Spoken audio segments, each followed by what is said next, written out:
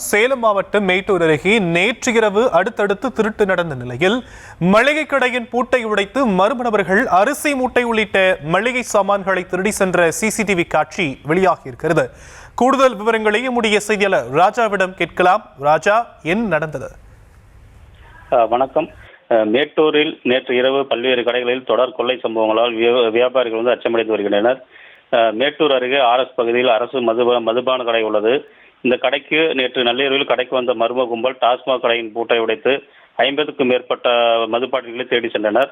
இதனையடுத்து அருகில் உள்ள கண்ணன் என்பவரின் செல்போன் கடையின் பூட்டை உடைக்க முயற்சி செய்து முடியாததால் அங்கிருந்து கிளம்பி சென்றனர். பின்னர் மேச்சேரி அருகே உள்ள பொட்டினேரியில் செந்தில் என்பவரது அரிசி கடையின் பூட்டை உடைத்து அரிசி, பருப்பு, எண்ணெய் ஆகியவற்றை திருடி சென்றனர். மேலும் அருகில் உள்ள ஹோட்டல் கடை பூட்டை உடைத்து மர்ம நபர் உள்ளே புகுந்து பணம் ஏதும் இல்லாமல் திரும்பி சென்றனர்.